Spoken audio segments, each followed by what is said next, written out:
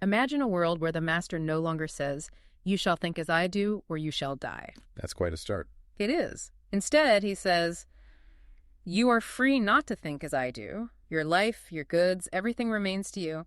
But from this day on, you are a stranger among us." Wow. You shall remain among men, but you shall lose your rights of humanity. Go in peace. I leave you your life, but I leave it to you worse than death. That is chilling. It really grabs you. It does, and it opens this profound new book we're looking at today. It sets a provocative tone, doesn't it? Hinting at maybe a darker side of freedom. Definitely. Not just freedom from something, but maybe freedom into something else. Exactly. So today we're wrestling with the book's challenging ideas about how society's fundamental forces might be subtly redefining what it means to be truly free. It's a journey for us, too. And what the author uncovers right away is this provocative idea. Democracy's real vulnerability might not be some obvious autocrat. Right, not the figurehead necessarily. No, but a more subtle, deeply ingrained form of societal coercion. This book really challenges our assumptions about who holds power. And how different kinds of authoritarianism are maybe impacting our daily lives more than we think. We'll explore things like mob rule, how institutions kind of shift their core principles without us always noticing. And the impacts on everything from universities to, well, the media we consume every day. It connects everywhere, it seems. It really does. Yeah. And as we navigate these complex ideas, just a reminder that our larger goal here is always to inspire reflection, rational thought. Which is why your YouTube channel is so relevant here. Right. We encourage you to visit Mindful Moments. We use AI book analysis there to help process these complex ideas, sharpen critical thinking. It's a good companion to this. A way to keep the thinking going after this conversation. Okay, let's unpack this central idea. The author argues that democracy isn't just threatened by, traditional top-down authoritarianism. But by something more insidious autocracy. Rule of the mob. It sounds ancient Greek even, but the argument is it's happening now. Popular feeling, when it's not tied to principle, becomes its own tyranny. And what's fascinating is how this happens. The book points to two forms of, brutality is the word used. Strong word. It is. There's reactionary brutality, often linked to the right people wanting protection from change. Okay. And then utopian brutality, often linked to the left people trying to escape present problems by, fundamentally changing humanity itself. And the real danger is how they interact. Exactly. They can feed each other, create this downward spiral. The book gives the stark example of Weimar Germany. Ah, yes. You had the utopian brutality of the communists clashing hard with the reactionary brutality of the Nazis. And the result. One of the most vicious tyrannies ever. And the key point the author makes is neither side really wanted to preserve a democratic, rights-based system. That's a crucial distinction. It also points out that while we hear a lot about right-wing authoritarianism, concepts like authoritarian submission, obeying authority, and authoritarian aggression, attacking the outgroup. It's vital to see that authoritarians can exist on all sides. It's not exclusive. Indeed. And there's this intriguing anecdote about Theodor Adorno, a famous leftist thinker, right? Known for critiquing right-wing authoritarianism. Yes, I know the name. He apparently ignored the possibility of left-wing authoritarianism until he experienced it himself during the student protests in the 60s. Really? What happened? He actually complained in a letter about, quote, thoughtless violence that once belonged to fascism from students who occupied his room. He even called the police on them. Wow. That complicates the narrative. It really does. It makes you ask, can that revolutionary passion from any side become its own kind of authoritarianism? And how do we spot these utopian or reactionary forms today? They might not look like Weimar Germany. Well, that's the point the book makes. Often it's subtle. It's in the shifts in language, in what becomes acceptable or unacceptable to say. Not always overt violence. Okay, so if these tendencies aren't just theory, how do they actually take hold? The author lays out a 3-step strategy, focused on the authoritarian left gaining control of institutions. Step 1, according to the book, is winning the emotional argument. It starts small. How small? An appeal to politeness. Disagreeing is impolite. Then it ramps up. A demand for silence. It becomes. Speaking up is a form of violence. And the final step in that sequence, silence is violence. You must comply. So politeness weaponized, then speech itself redefined as harm. Exactly. The book brings in philosopher Joel Feinberg's idea of balancing the seriousness of an offense against the reasonableness of offending conduct. But here, the perception of harm is used to shut down the whole conversation. Okay, that's step one. Step two gets really interesting. Renormalization, this idea from Nassim Nicholas Taleb. Yes, where a motivated minority can basically steer a larger, maybe indifferent majority into conformity, Yeah. just by making their preferences the new default. But does that really work? It sounds almost too easy, maybe a bit cynical. How does the author back that up? Well, Taleb's example is simple but effective. Think of a family, 4 people. One daughter only eats organic. Okay. Does the mom cook 2 meals? Probably not. Easier to just cook organic for everyone. Right, it makes sense. So the family gets renormalized. Now scale it up. A barbecue with several families. The host might just make it all organic to avoid hassle. Suddenly, organic is the norm for the whole group. Ah, I see. It spreads through convenience and avoiding friction. Exactly. And the book mentions physicist Serge Galem's work, suggesting you don't even need a majority for a tipping point. Maybe only 20% with an extreme view can trigger radical renormalization. How? Especially if they activate frozen prejudices and force choices into a simple binary. Yes or no, with us or against us. It leverages inertia. Okay, emotional argument, then renormalization. What's the third step? Shutting the Overton window, basically censoring dissenting views to make the renormalized norm the only acceptable view. And how does the book show this happening? The example given is the ACLU, the American Civil Liberties Union. Famous for defending free speech, right? Even for Nazis marching. Historically, yes. Very strong stance. But now the book states, the ACLU considers whether free speech might have a, quote, harmful impact on the equality and justice work they also do. That's a huge shift. It creates a tension, doesn't it? A big one. Does it force liberals to choose? Ally with leftists who share policy goals, but maybe not the freedom principles, or ally with conservatives who might share freedom principles, but not policy goals. A difficult position. It is. And the book mentions that open letters signed by 153 liberals, J.K. Rowling, Noam Chomsky among them, I remember that. decrying an intolerant climate. They said the way to defeat bad ideas is by exposure, argument, and persuasion, not by trying to silence or wish them away. It shows a real split. Okay, let's look at specific areas. Higher education, universities. Once seen as places for free thought, the book argues they've become what? Philosophical one-party systems dedicated to what the author calls authoritarian leftism. That's the claim. Strong claim again. Any examples? Well, it re-examines the Berkeley free speech movement of 1964, often hailed as this great moment for liberty. Right. The book argues it was more about gaining power and rejecting traditional morality, using free speech as a cover. Okay.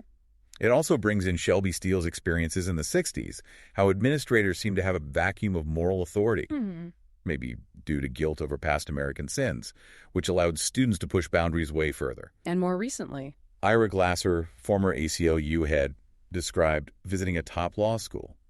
Students, even young professors, telling him free speech was incompatible with social justice. Incompatible. Well, the book suggests this shows liberalism separating from its core values, eroding free inquiry itself. And this pattern extends, the book says, even into science. Yes.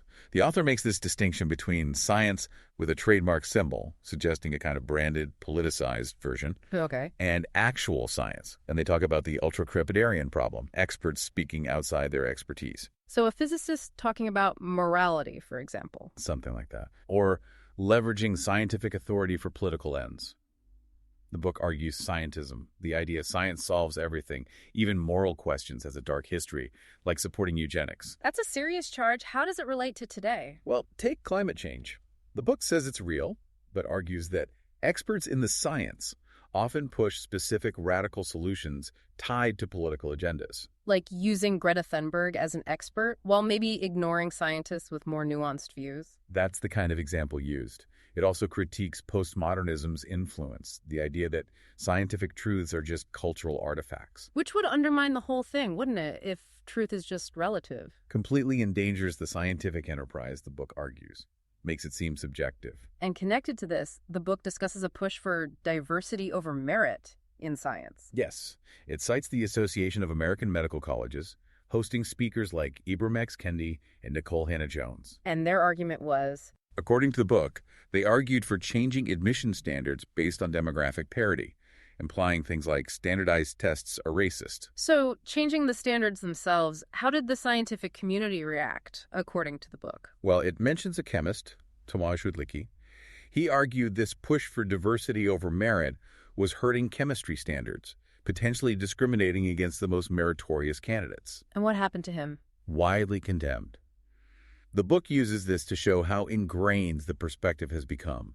It even points to Nature, the journal. Prestigious journal. Right. Now seeking outside opinions on the broader societal implications of research, the author sees this as inviting political interference right into the scientific process. Social conformity over discovery. Okay, so universities, science. What about corporations? Are they affected? Absolutely. The book argues companies are shifting from shareholder capitalism, focus on profit for owners. To stakeholder capitalism. Exactly. Where they try to serve unnamed, uninvested interests, often to please the government or the media, driven by fear of legal action or being called bigots. And this forwards the idea that profit itself is somehow suspect. That's the argument, that billions are spent on diversity initiatives, leading to things the book calls struggle sessions, demanding public compliance with a new moral code. Are there specific examples of consequences? Oh, yes. Numerous examples of people losing jobs for saying things like, all lives matter, or criticizing certain movements, a broadcaster for the Sacramento Kings, a nursing school dean, a B&H photo employee. Just for expressing a view. According to the book, yes. Even the CEO of CrossFit, Greg Glassman, forced to resign. It shows very swift consequences for stepping outside accepted lines. And it's not just internal pressure. There are external forces, too. Right. Boycotts. Yelp putting alerts on businesses accused of racist behavior based on news reports. I think I saw that. And the huge corporate reaction against North Carolina's bathroom bill, leading to its repeal. Right. Organized pressure works fast on corporations. What about sports? You mentioned ratings declines. Yeah, the book claims politicization hit ratings hard for the NFL, ESPN. It says ESPN's own research showed fans didn't want politics mixed in. But the networks continued. They already been renormalized, the book argues. The NBA putting Black Lives Matter on the courts, they were kind of locked in, prioritizing those statements over what some fans wanted. Okay, finally, the media itself. The book makes some really strong claims here. What's the core assertion? That establishment media, as the author calls it, essentially cheers revolutionary aggression, participates in censorship, and pushes a new moral standard. And uses the term journalisming again. Yes, to signify what it sees as a performance of journalism lacking real objectivity. How does it illustrate this? It points to the coverage of the 2020 protests, downplaying violence, which the book states caused billions in damage, deaths, injured police, yet often framed as just acts of rebellion. I'm connecting this to policy. Argues the media pushed the systemically racist police narrative, fueling defund the police, which, in the book's view, led to a rise in homicides. This really gets to the heart of objectivity in journalism, doesn't it? It does. The book contrasts Walter Lippmann's old idea of journalists as a neutral priestly caste, creating a Bible of democracy. Right, with contemporary journalists who, the book argues, often embrace bias, reject false balance, and see themselves more as activists. Is there a key figure mentioned in this shift? Wesley Lowery is highlighted. His view that the core value needs to be the truth, not the perception of objectivity, is seen as winning out. Implying objectivity itself is maybe sacrificed for a particular version of truth. That seems to be the implication. The author even recounts their own experience appearing in Politico's playbook. What happened there? Over 100 Politico staffers apparently demanded an explanation, comparing the author to figures like Alex Jones and David Duke. Wow. The author uses this to argue the goal isn't debate, it's silencing. It also contrasts Bari Weiss resigning from the New York Times, citing an intolerant climate there. Yes. With the Times defending Nikole Hannah-Jones and the 1619 Project, which the book bluntly claims lied outright, suggesting selective defense of controversial work based on ideology. And social media's role in all this. Described as a flaming dumpster fire of visceral hatred, but also used strategically by media. How so? As both a tip line and action arm, a way to crowdsource the revolution. Can you give an example? The Justine Sacco tweet incident.